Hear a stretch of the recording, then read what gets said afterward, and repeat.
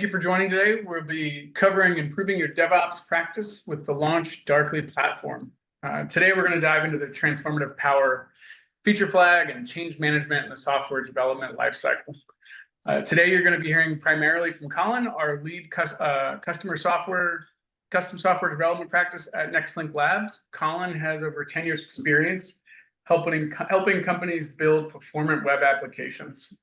He specializes in helping organizations maintain and modernize legacy software systems through risk reduction practices and DevOps tooling. Throughout this webinar, if you have any questions at all, please use the Zoom Q&A function. If we can't get to them right away, we will cover all of them at the end of the session. And without further ado, I'll let you take it away, Colin. Thanks, Justin. My name is Colin, and I lead our software development practice here at NextLink Labs. A little bit more about us.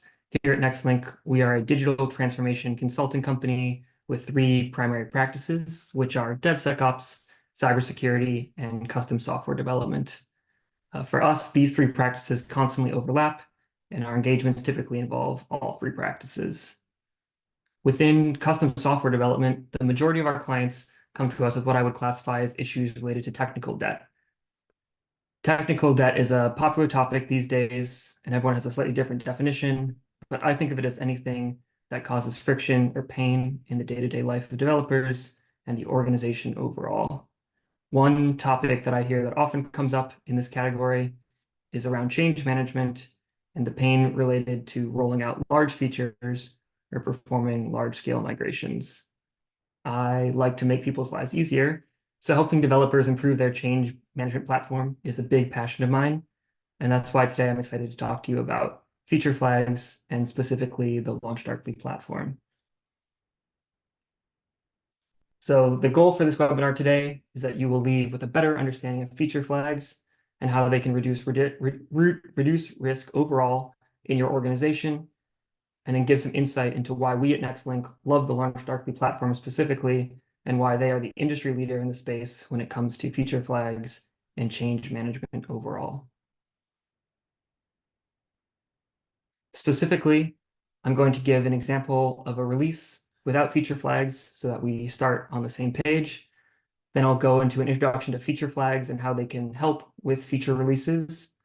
Then I'll talk about implementing feature management overall outside of just basic toggles. I'll discuss some common problems with feature flags that you can experience when you try and roll your own feature management platform. Then I'll introduce LaunchDarkly and talk about how they solve many of these problems that happen with self-controlled feature management platforms. I'll then give a very short demonstration of the LaunchDarkly platform and end with some case studies from our experience using LaunchDarkly with our clients and a Q&A session. So let's start with an example of what it looks like to roll out a feature without any feature flags. So for this example, let's say we have a new dashboard for a normal SaaS application. Here are some of the requirements we have for this feature. So first, we have a large sales team. They are giving daily demos of the site on the live production site, and they need to have training about what the new dashboard looks like so that they can give their demos smoothly before and after the launch. Next, we have a few dozen customers who have volunteered to test the new page for us to give us their feedback and make sure the dashboard works well. We'd like to take advantage of this if possible, just to make sure the dashboard is as good as possible. And then most importantly, this is going to be a big flagship feature for us at our organization. We're going to pull in a variety of information from different sources. So we'll need multiple teams to be involved. Many developers will be working in parallel on the feature, and we anticipate it'll take weeks or possibly months of work to roll out the feature. So let's talk about what this would look like without feature flags. And we'll start with the happy path of assuming nothing major goes wrong. So let's start as a given that the engineering teams finish the initial code for their dashboard after a few weeks. Next, the teams have to coordinate across the entire organization to deploy changes to a QA environment and make sure everything is deployed in the same space. Then they have to make sure that everything is working together correctly and do their normal QA testing. After the developer QAs passing, the dashboard goes through a full regression test to make sure nothing else is broken in the process, and it's ready to ship. But after it's ready to ship, we still have to wait for the sales team and the customer service teams to do their training internally in that new staging environment, because there's no way to push to production and have them test without feature flags. Next, those customers who volunteer to beta test, if our security practices allow us to give them access, we need to somehow set them up with some kind of pre-production environment, which isn't ideal for an external user. Or we'd have to come up with some kind of screen sharing method to collect feedback, which also doesn't give us the best look as an organization. So let's assume that testing has gone smoothly. We've maybe collected a little bit of feedback and things look good, so we're ready to ship. But the team is nervous about pushing such a large feature to production, so they decide to launch overnight during off-peak hours to minimize downtime. This reduces the risk overall of the launch, but comes at the cost of some number of people on the team having to be awake in the middle of the night, which obviously isn't ideal and hurts their productivity to debug issues in the future.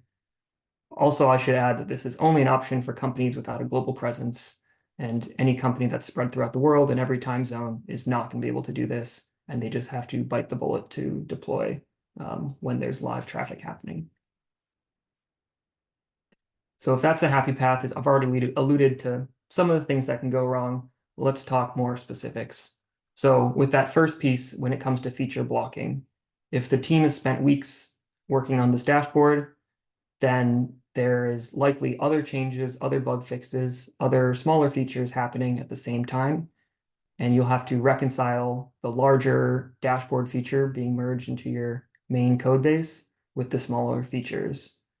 For those of you who are developers or who work closely with development teams, you know this can be a huge headache to try and merge your code in with Git. There can be bugs related to it. You can lose parts of your dashboard. It's a massive headache and is one of the main benefits of feature flags is eliminating this merge request management. Next, the end user feedback is impossible or too late. Let's say that in that case, we did screen share with a couple of these beta users, and they actually gave us great feedback that the dashboard didn't solve one of the key problems they wanted it to. Since we had to wait so long for this to be ready for them to review, they gave us the feedback, but we weren't able to incorporate it quickly enough. And when it comes time for launch, we just have to add that as a fast follow, or maybe we can kind of hurry to include some of those in the launch, but it's not ideal and it's not incorporated in the way we'd like to. And then finally, obviously, that overnight release we talked about is, even if we're releasing overnight, if there are any problems found, the team is not going to be in the best state to debug. Any number of things could happen after the release. You're releasing weeks or months of code all at once. If you have to roll back, the rollback itself can be risky, can lead to additional issues. It can cause minutes or hours of downtime for your core dashboard. There's just a variety of things that can go wrong with a huge waterfall release like that. So how can we fix this? Well, feature flags are the solution in the industry. So feature flags are a software development concept that allow you to enable or disable a feature without modifying the source code or requiring a redeploy. The basic version of these is a very simple conditional that determine what code is executed in your application. You can see that in the screen on the bottom right. A more advanced is some kind of toggle-based feature of keys that are based on the user and the environment. And these look extremely basic. They often are extremely basic, but they're so powerful when it comes to reducing risk for your organization. And it's startling how many organizations don't use these in their day-to-day practice for deploying medium and large features. So specifically with this, what does this allow? So if we go back to that dashboard feature, now engineers can ship their code daily without affecting production users. So with feature flags, you have all of your code routed to the old dashboard. You can start to push your code for the new dashboard, and there's no issues. Those bug fixes, those other features that are being deployed at the same time as the dashboard can go, your code will constantly be merged in with theirs, there won't be any kind of large scale merge happening weeks for the big deploy. Additionally, the sales and customer service teams can preview features ahead of time. You can either have them always able to view the dashboard or give them any kind of functionality they need, be able to preview things and test things ahead of time in production so they can do their training concurrently with you doing your regression testing. Next, the beta testers can test in production. So once again, we don't need any special access or screen sharing for them. You can enable a flag for them and they can provide their feedback as soon as you're ready, whether that's partial feature or the feature being complete a few days ahead of the launch. And then maybe most importantly is the code is already deployed. So the feature can go live anytime with minimal risk. And then of course, we can also roll back at any time, also with no risk if we do start to see errors. And it just reduces all the trouble that comes with rollbacks and these kind of large feature issues. So that works well for a basic dashboard or a basic feature like that. But what if we want to go beyond just the basic feature toggle into something a little bit more advanced for the DevOps practice overall? Well, there's no reason that feature flags have to be limited to just a flagship feature. Every release can become a progressive rollout with immediate rollbacks on errors. Even a simple one-line fix can be tested in this kind of way, and even deceptively simple fixes that possibly lead to errors can be rolled back and automatically managed through this platform.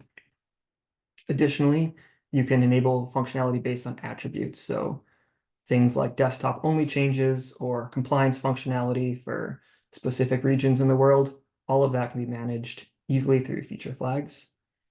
And then finally, we can do A/B testing and normal marketing experimentation to measure the impact of changes in the way that many organizations already do.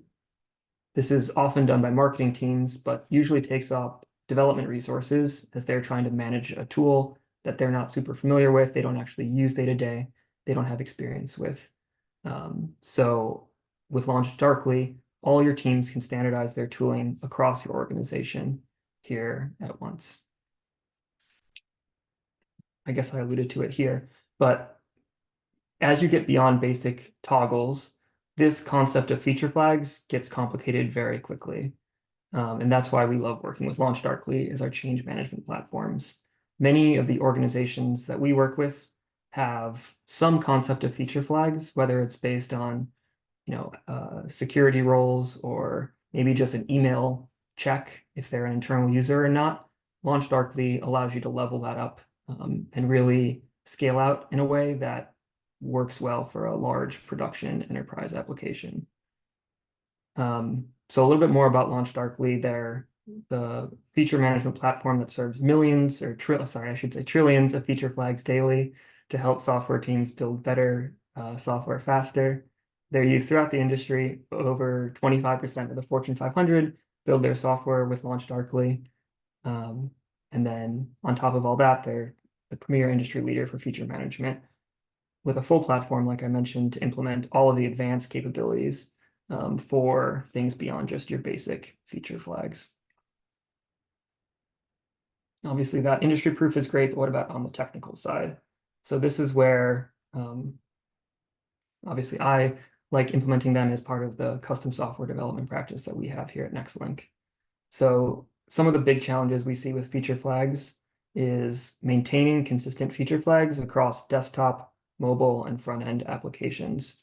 Mobile specifically, so many companies just completely write off mobile as a feature flag, as a place they can use feature flags because of how challenging it is to make changes.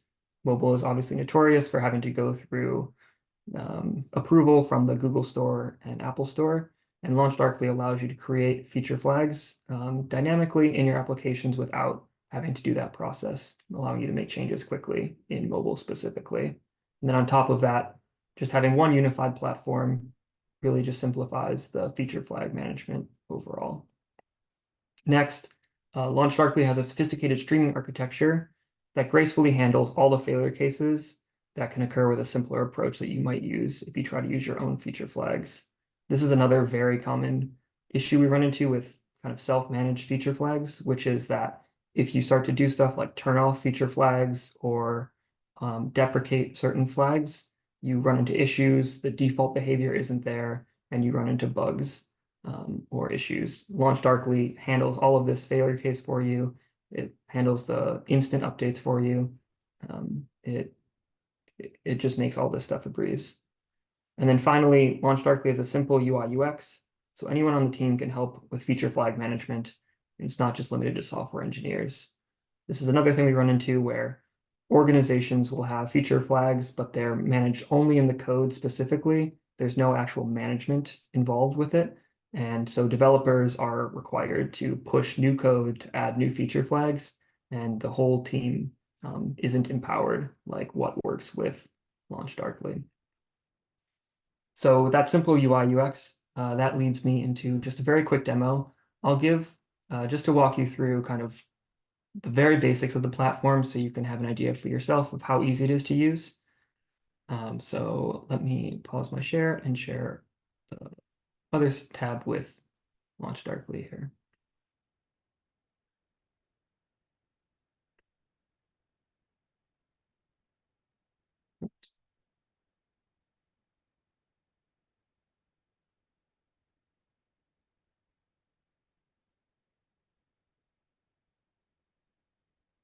Okay, there we go. So here I just have a very basic demo account with two different example feature flags. And I just want to talk about the power of these two. We will eventually do a webinar going more into depth on the actual gradual migration plan and how to actually implement it in your applications. I'm not going to talk about the code side at all. I just want to show the UI for what's possible with this and what it allows you to do. So first, I'm going to talk through an example of rolling out a new API version with LaunchDarkly and kind of how easy this becomes. So many of you may be familiar with the strangler fig paradigm in software development. And this is the idea that you can kind of run both systems in parallel and gradually start to introduce traffic from one system to the other, testing along the way, and then finishing. I think many people agree that's the best practice, but actually implementing it in real life can be a challenge, especially for medium-sized organizations. LaunchDarkly makes this very simple. So this is a feature flag that we could have enabled in our application or in some kind of AWS Lambda, for example, to divert traffic between two different systems.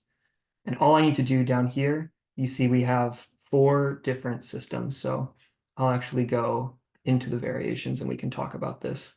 So these are kind of your 4 different stages of the strangler fig paradigm. So in the first one, we're just straight up using the old system. We're not even looking at the results from the new system. This is your starting point. The first main variation is where you do what's called shadowing. And that's where you have results from both systems. You're comparing them. You're looking at them side by side, but you're continuing to output the result from the old system. This is useful so you can start to see if there's discrepancies in your data between the old system and new system, and you can automatically detect this with LaunchDarkly. The next is the live system. So after you've caught any discrepancies in your data, you can start to actually publish data from your new system and then still compare it to the old system. So you can leave this on for days, weeks, even months if you want to, until you're completely confident in the new system, all while comparing the old system and getting those regression tests at any minute that they pop up. And then finally, the complete phase where you're just using the new system completely turned off. And when it comes to targeting, it's as simple as editing it in here. Obviously, LaunchDarkly does give you an API. So at any significant scale, you're likely going to be managing this through an API system automatically. But just for ease of demo here, if I wanted to start directing traffic into the shadow step, I could start doing 50% to my shadow and 50% live just to start looking at this. save changes. And then that's all it takes. Within seconds, my system is going to have 50% of the data will be delivered through the old system, comparing. 50% will be delivered through the new system, still comparing. You'll get your consistency latency checks up here. So you'll see if there's any discrepancies. Inside of your code, you'll have different checkpoints where you're comparing the results of the old function and the new function to compare here. And then all that time, you'll have data pulled in here. So this is just historical data I pulled up earlier from today. So you can see you'll get, you can have metrics showing the different evaluations you have for which one. You'll have metrics on if any of those regression issues popped up. And then at any point, if you get a regression, if you get an error, you can immediately go back to just that shadow phase or even the completely off phase if you have doubts about something in your process, and you can roll back completely with confidence. The other thing I wanted to show off, because it'll come up when I talk about the case studies quickly, is this cohort management tool. I just want to show very briefly how simple it is to add cohorts and target features for specific users. So one of the case studies I'll talk about in a minute here is a rollout we did where we enabled the sales team for an organization to release feature flags for their own demo calls. So there was a new pricing rollout. There was not necessarily buy-in from the whole team. And so the request was that individual sales team members wanted to control when they could release the sales call and roll back if they wanted to, if they weren't having success with the new workflow. And we were able to set up something very easily with this system here. So these cohorts allow you to control kind of who sees what. So in our case, we were assigning keys to every logged in user as they use the site, just specifying what sales team owner they had as part of their workflow. Here, I just have one tag for myself, Colin, and it's as simple as marking that as enabled. And like I said, all within seconds that it loads onto the live site, people can change. So in this case, a user has a bad experience with a new workflow at first. They want to roll back themselves. They can log in to LaunchDarkly and do that. There isn't any developer needed. There isn't any,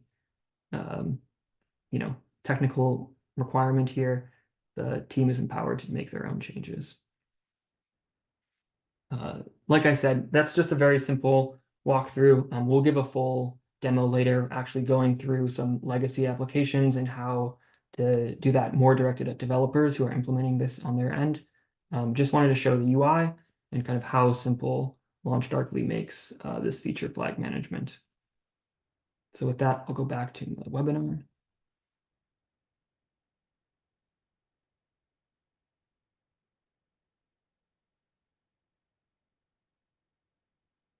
And we should be back. So that's LaunchDarkly.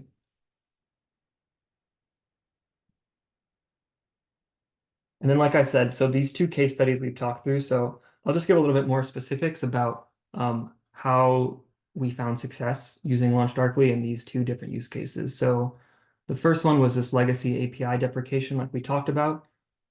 This was a globally used API with very little tolerance for downtime by the customer. Legacy API was complicated, making it hard to account for all edge cases. It was controlled by multiple different teams. No one had a full idea of what the functionality was or should be. And that's where that Strangler Fig methodology we talked about, where you're really comparing the old system to the new system, worked out perfectly. No one needed to know exactly what every different version of each endpoint returned. We just needed to compare the new to the old. We could bring over the API to the new system, one for one, even some bugs included, I'm sure. But the important thing was one-to-one functionality and then making improvements in the new space. So we implemented LaunchDarkly inside of an AWS Lambda, like I mentioned, so we could toggle traffic between the two different versions of the API. We did run into several issues, but LaunchDarkly allowed us to roll back in a matter of seconds for all those endpoints. So there was no significant downtime throughout the whole regression of testing period. And we were able to deprecate the complicated legacy API in just 6 weeks, including building the Lambda, building out new endpoints to support the API, everything involved, a very smooth process. And then the second case study, like I alluded to, was this issue where we were trying to roll out a completely new sales flow for our end users. And the sales team, over 1,000 people on the sales team, there was a lot of nervousness, maybe some resentment on the team that they were having to switch to this new flow. LaunchDarkly allowed us to give each team member power over a several month period to decide when they wanted to move over. So we were confident that the new flow would be better overall. We allowed certain team members to start using it right away. They saw success, they saw increased numbers. Eventually, after a few weeks of that, those better metrics, everyone on the team started using it. And after 1 quarter, we had a full cutover to the new system, without forcing anyone over to the new system before they were ready for it. Additionally, the training element was very useful. Even the people who wanted to use it, there was coordination that needed to happen to just get training over several weeks. And so LaunchDarkly made it easy to enable the feature flags to train new members without having to use a test site or anything like that. And then, overall, just 95% adoption rate after 1 month, and after 3 months, 100% adoption rate overall. And with that, that's a little bit about the case studies. So if any of those seem like they apply to a use case you have at your organization, or if anything else I've talked about today seems to apply to you, I'll pass it over to Justin from LaunchDarkly to talk a little bit more about what an example engagement might look like, and give a little bit more information about LaunchDarkly. Thanks, Justin. Over to you. Yeah, thanks, Colin. For those of you I haven't met, Justin Howlett, I lead global partner sales here at LaunchDarkly. A common question that we get from our customers is, where should I start? For folks that aren't familiar with using feature management, it's an obvious first question. And the recommendation that we commonly give folks is that you should start with something new, a new project, a new feature. That way you can develop some familiarity with developing behind flags. You can start to develop some practice familiarity with how to use LaunchDarkly, how to do progressive rollouts. But honestly, this is where we believe that there's a critical opportunity for our partners like NextLink Labs to play a role in supporting you and developing a full feature management strategy, going from 0 to hopefully 100%, and using something like LD. So you can see this progression of execution phases using LaunchDarkly. So as I mentioned, we'd recommend that you identify your first use case that allows you to develop some standardized practices. Then you can start to develop where you are in your technical debt process, where you can start to introduce flags into the next logical area of opportunity. It allows you to then move towards standardizing your change and release management processes, and then maturing from there.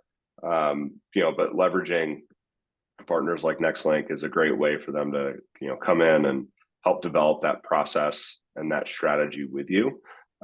So my recommendation would be is, if any of this resonates with you, reach out to me, reach out to the LaunchDarkly team, reach out to the NextLink team, and we'd be more than happy to engage and understand where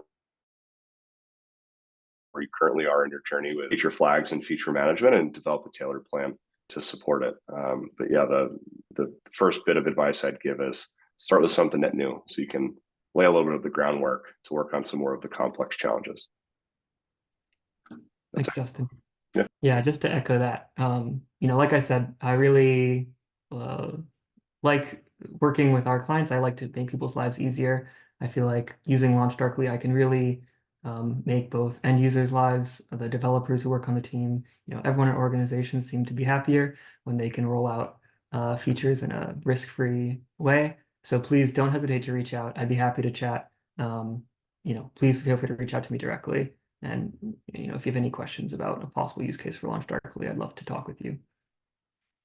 And with that, I will pass it over to Justin from NextLink to lead our Q&A session if any of you had questions during the webinar here. Thank you. Thanks, Colin. We do have 2 questions right now. And again, for everybody out there live, feel free to use the Q&A function. We'll pop your question up here next. So question 1 is, are there performance implications when using feature flags with LaunchDarkly? Oh, that's a great question. Yeah, thanks for bringing that up. So I didn't get into the performance side or kind of the global CDN that LaunchDarkly uses very much in this webinar. They have a lot of great references on their website if you are concerned about that, about performance, especially the extreme performance if your organization is sensitive to that. But that's another huge benefit of using a platform like LaunchDarkly is they have a global CDN. Like I said, changes roll out in seconds throughout the world. Also, there's no impact. There's almost no measurable impact, I should say, to actually implementing LaunchDarkly inside your platform. You're not going to see half-second delays in implementing feature flags with this platform. Nice. All right, question 2. We use an internally built platform. What is the level of effort to migrate to LaunchDarkly? Yeah, that's another good question. We have seen success migrating people from one to the other. I think, like Justin pointed out, the best thing is to kind of start new and not try and do a complete overhaul from your self-managed platform to LaunchDarkly all at once, but to kind of support them one for one and then gradually replace your legacy system with LaunchDarkly. So I don't have, obviously it matters so much what your specific system is and kind of how you have things implemented and how sophisticated it is right now. But that's something I'd love to talk more about. Please feel free to reach out to us if you'd like to look at that together. We can set up some calls to scope a project like that out. Awesome. All right, that covers our Q&A. So thank you everybody for joining. Thanks Colin and Justin for walking us through all this today. For those on, we will be sending out the recording in about 24 hours. Feel free to pass that along. And as you can tell, these guys both are passionate about what they do. Any questions or conversation you want to have, please don't hesitate to reach out. Thank you all and have a great day. Thanks, everyone.